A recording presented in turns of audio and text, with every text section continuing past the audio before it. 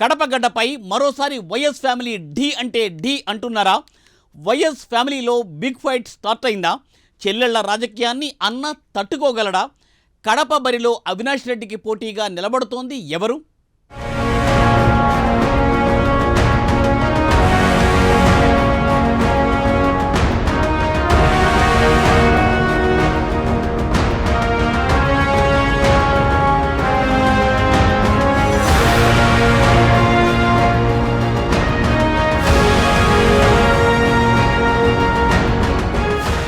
ఆంధ్రప్రదేశ్లో 2024 ఎన్నికలు కొన్ని తరాలు చెప్పుకునే స్థాయిలో జరగబోతున్నాయి. గతంలో ఎప్పుడూ చూడని, భవిష్యత్తులో చూస్తామో లేదో అన్న సీన్స్ ఈసారి కనిపిస్తున్నాయి. ఏకంగా అన్నపై ఇన్ని రోజులు విమర్శలు చేస్తూ వచ్చిన షర్మిల ఆయన్నే ఢీకొట్టేందుకు సిద్ధమయ్యారట. కడప ఎంపీగా షర్మిల పోటీ చేస్తున్నారని విశ్లేషకులు చెబుతున్నారు. ఇది నేరుగా అన్న జగన్పై పోటీ కాకపోయినా ఆయన నమ్మిన బంటుగా ఉన్న అవినాష్ రెడ్డిని ఢీకొడుతున్నట్లేనని, అంటే అన్నను ఢీకొడుతున్నట్టే అంటున్నారు. దీంతో వైఎస్ ఫ్యామిలీ ఫైట్ ఇప్పుడు రాష్ట్ర వ్యాప్తంగా ఆసక్తిగా మారింది.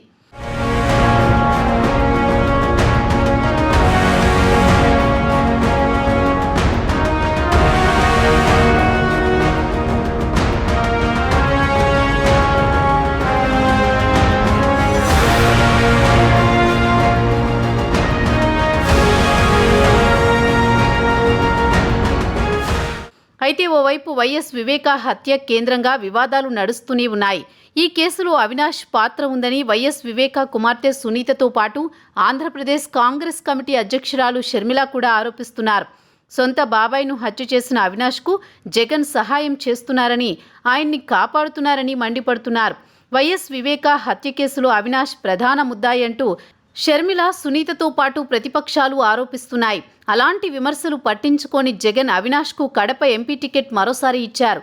ఎవరు ఎన్ని విమర్శలు చేసినా తన సపోర్ట్ పూర్తిగా అవినాష్కే ఉంటుందని చెప్పకనే చెప్పేశారు.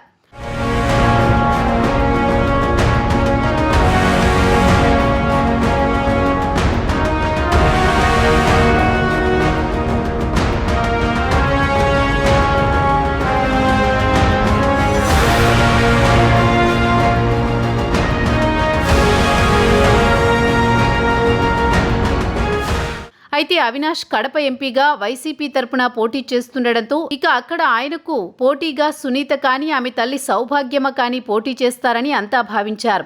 కానీ ఇప్పుడు అనూహ్యంగా షర్మిలయే అక్కడ పోటీకి దిగబోతున్నారని వార్తలొస్తున్నాయి. ఇక నేరుగా అవినాష్తో ఢీకొట్టేందుకు చెల్లెళ్ళు ఇద్దరూ సిద్ధమయ్యారట. అధికారికంగా దీనిపై ఇంతవరకు సమాచారం లేకపోయినా కాంగ్రెస్ పార్టీ వర్గాల నుంచి అందుతున్న సమాచారం ప్రకారం కడప ఎంపీ స్థానానికి షర్మిల పేరు ఖరారైనట్లు తెలుస్తోంది. వైసీపీ పునాదులు రక్తంతో తడిపి ఉన్నాయని ఆరోపిస్తున్న సునీత, షర్మిల ఇప్పుడు వారిపైనే పోటీ చేయడానికి సిద్ధమయ్యారని రాజకీయ వర్గాలంటున్నారు.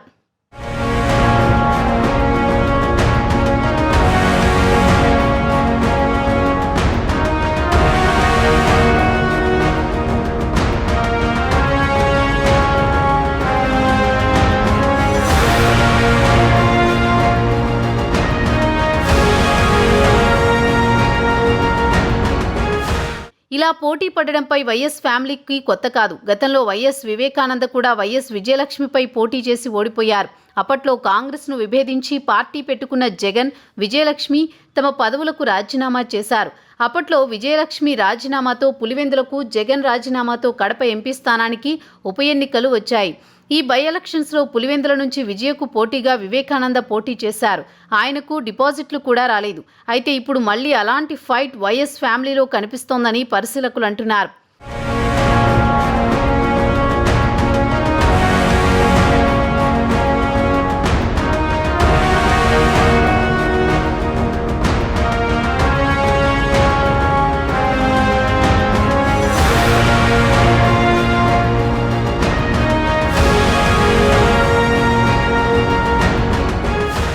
ఏపీ కాంగ్రెస్ చీఫ్గా బాధ్యతలు తీసుకున్నప్పటి నుంచి షర్మిల వైసీపీపై, అందులోనూ వైఎస్ జగన్ పాలనపై తీవ్ర విమర్శలు చేస్తూనే వచ్చారు.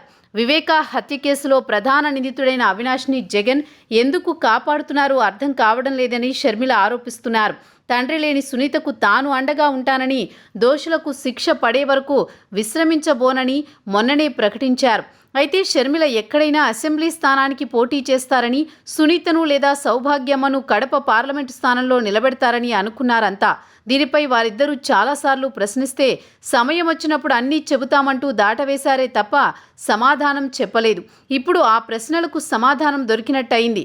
పోటీలో షర్మిలయే నిలబడుతున్నట్టు ఖరారైందని రాజకీయ వర్గాలంటున్నాయి.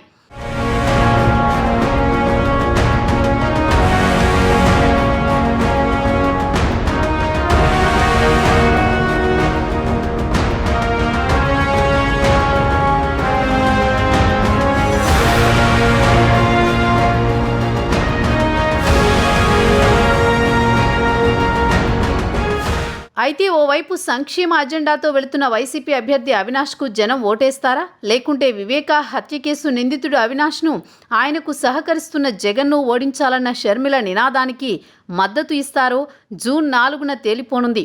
వీళ్ల ఆరోపణలు మాత్రమే కాదు, సిబిఐ కూడా అవినాష్ పాత్రను అనుమానిస్తోంది. ఆయన్ని చాలాసార్లు విచారించింది, అరెస్టు కూడా చేసినట్టు పేర్కొంది. అరెస్ట్ అయిన కొన్ని గంటల్లోనే బెయిల్ కూడా వచ్చిందని వివరించింది.